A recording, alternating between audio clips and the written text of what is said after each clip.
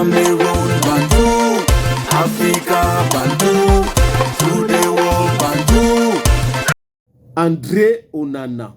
André Onana, le goalie, le gardien de Manchester United qui avait été mis au banc le week-end dernier pour Bari. C'est Bari Baïdi, voilà, j'y arrive enfin, qui a joué à la place de André Onana. Et Amorim avait expliqué en conférence de presse que Onana a eu des petits soucis de santé, il ne fallait pas le mettre au stade comme ça, il fallait prendre le temps. Bon, est-ce que Onana lui-même a accepté et a compris?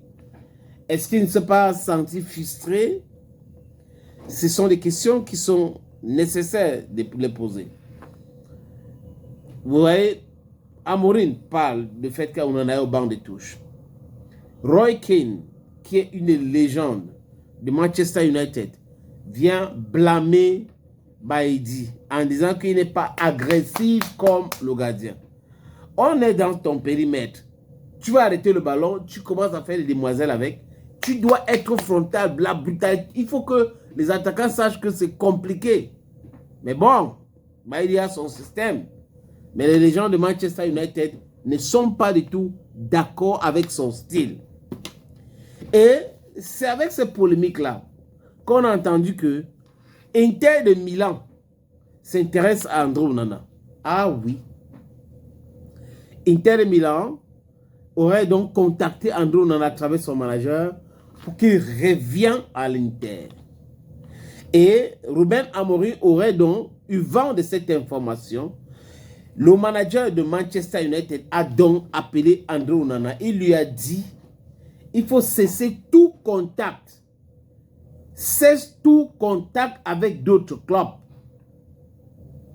Donc, espérons que André Onana va écouter les injonctions du manager coach.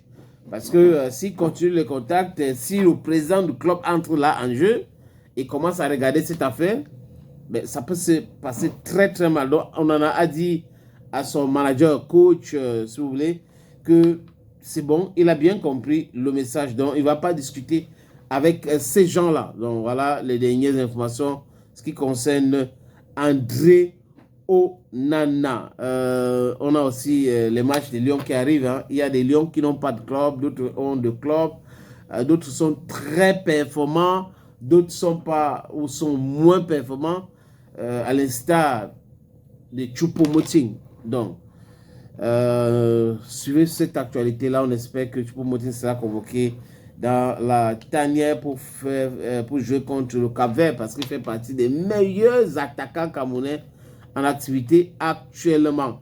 C'est ça le message.